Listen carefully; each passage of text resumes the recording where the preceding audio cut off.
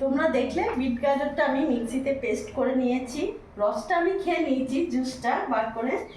এখানে আমি আটা নিয়েছি, আর এখানে ছোট বাটির এক বাটি আমি ময়দা নিয়েছি। তোমরা চাইলে পুরো আটা বা পুরো ময়দা দিয়েও করতে পারবে।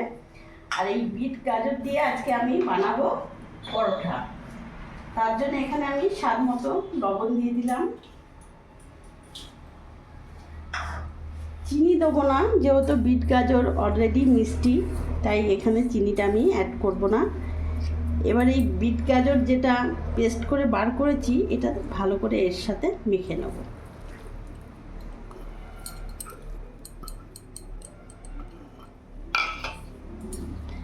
এখন জল অ্যাড করব না, আগে ভালো করে মিশিয়ে নেব। ভালো করে মিশিয়ে নিয়েছি, এবার অল্প অল্প জল দিয়ে আমি ভালো করে মেখে নেব।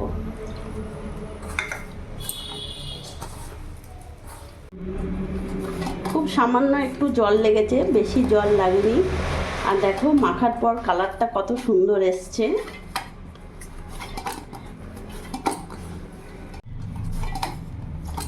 ভালো করে মাখা হয়ে গেছে, এবার আমি লেচি কেটে নেব। ছোট বড় করে তোমরা কেটে নেবে, যেরকম বানাবে পরোটা। আমি এরকমভাবে কেটে নিলাম।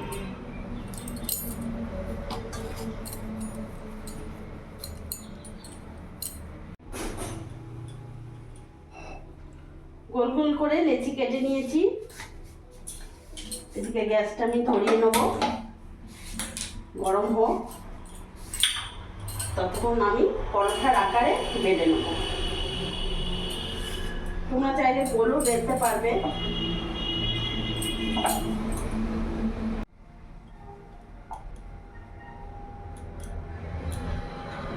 এরকম করে 3 আকারে বেলে নেব, 3 কোনা পরোটা। পরোটার আকারে বেলে নিলাম, দিয়ে দিলাম তাওয়াতে। ওইদিকে হতে হতে আমি আরেকটা বেলে নিই।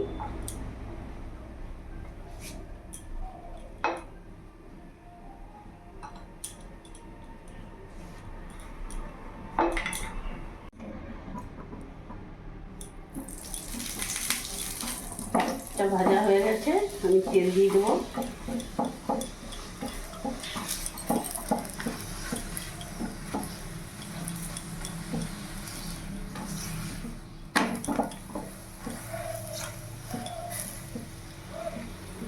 পরোটাটা ফুলছে,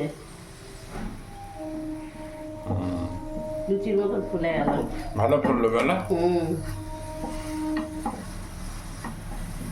একটু সাইডে সাইডে চেপে চেপে ভেজে নেব।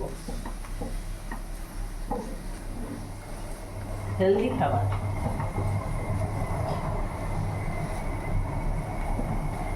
সাধারণত আমরা বিটের জুস বার করে খেয়ে বাদবাকিটা ফেলে দিই, কিন্তু ওটা দিয়ে যদি এরকম পরোটা করা যায় বা লুচি, বাচ্চারা বুঝতেও পারবে না, আর খুব ভালো করে খাবে আনন্দে।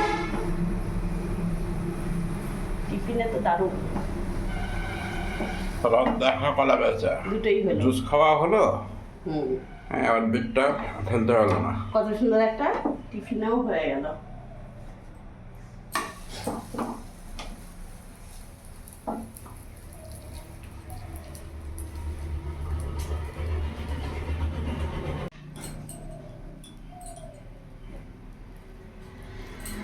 সামান্য একটু তেল লাগে, বেশি তেল লাগে না। আর তোমরা চাইলে এতে বাটারও দিয়ে করতে পারবে, ওটা খেতে আরো ভালো লাগবে।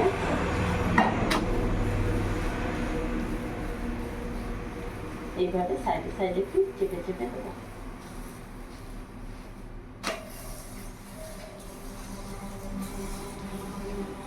সাইডে চেপে দিলেই খুলে যাচ্ছে।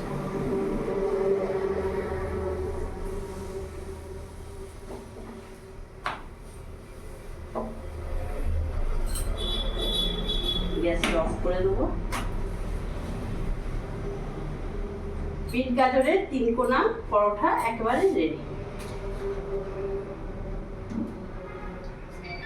তো তোমরা দেখলে আজকে 3 কোনা পরোটা কিভাবে বানালাম। এইভাবে তোমরাও বাড়িতে বানিয়ে ফেলবে, বাচ্চাদের হোক বড়দের হোক, টিফিনে ব্রেকফাস্টে ভালোভাবে করে দিতে পারবে। ভিডিওটা যদি আমার ভালো লাগে, প্লিজ লাইক কমেন্ট শেয়ার করে আমার পাশে থেকো। আর তোমরাও সবসময় ভালো থেকো। আর হাইপ করতে ভুলো না, ওটা মাথায় মনে করে একবার করে দিও।